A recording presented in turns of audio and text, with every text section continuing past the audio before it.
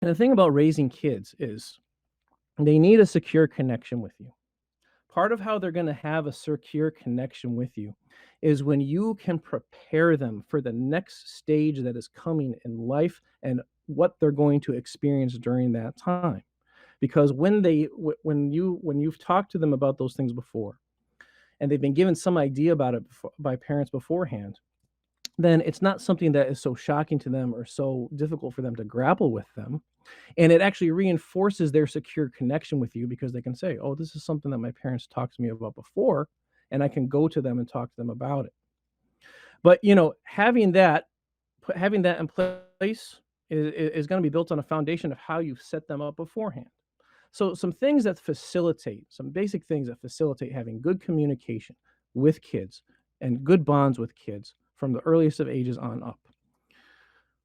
From infancy, lots of physical affection, especially physical affection while feeding and reading. There's plenty of research that a lot of physical affection, especially there's specific research on skin to skin physical affection, especially between the baby and the mother, but for the father as well.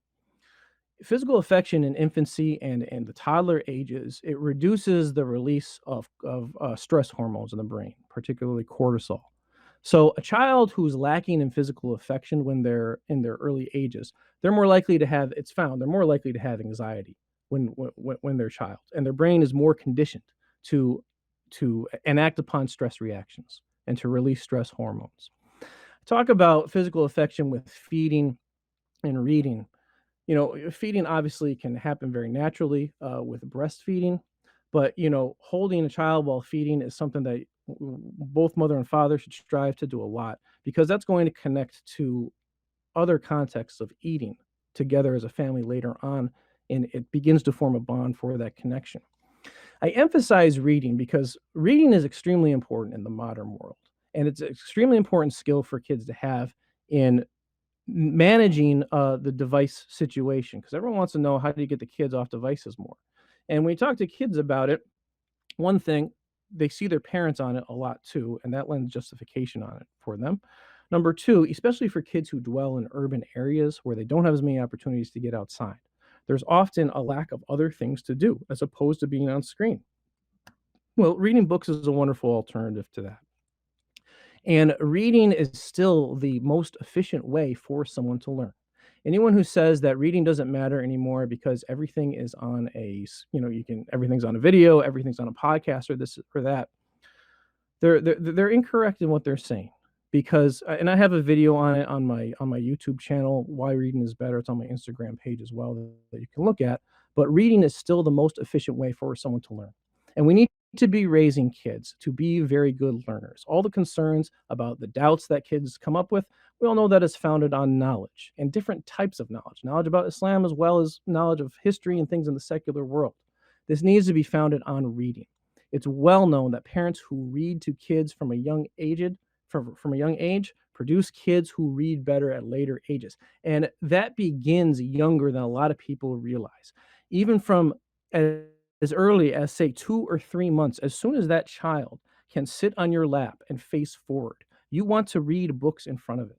And this builds positive neurological associations with having a book in front of them for the child, because they're getting the warmth from the parent, which reduces stress and releases good hormones in them, and it's associated with having a book in front of them. And kids need lots of physical play as soon as they can handle it, in infancy and toddlerhood especially.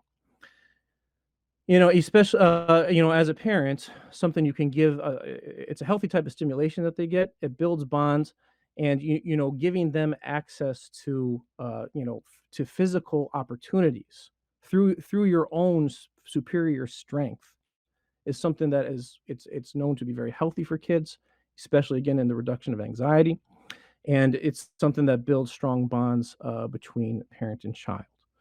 Yeah, another thing, I will say too, from experience teaching, digging into kids who have problems in both the young grades, both like mid elementary as well as in high school. It's well known that a lack of physical affection from parents, and oftentimes a lack of the presence of parents in the early ages, is strongly associated with emotional behavior disorders and defiance. Um, Also too, especially with with with females, with females who turn out the way that we don't want them to turn out as Muslims, and they're highly seeking male attention when they're in improper ways when they're in their teenage years. You unpack the lives of those teenagers who's ended up that way. There's almost always a lack of the presence of the father or a lack of attachment of the father from the early ages. Or past infancy, the connection built with feeding is going to connect to family mealtime. And the connection with reading should connect to some sort of regulated reading time throughout the day, probably most ideally before going to bed. And having a structured reading time is very healthy before going to bed because, as a child gets more tired, they're more likely to experience people experience more negative emotions the more tired they are. So having an activity that is structured and reflective is very important, and reading together is a perfect one. And again, you read in the lap for as long as you can. Once you can't read in the lap, read sitting next to them or read lying down in bed to them.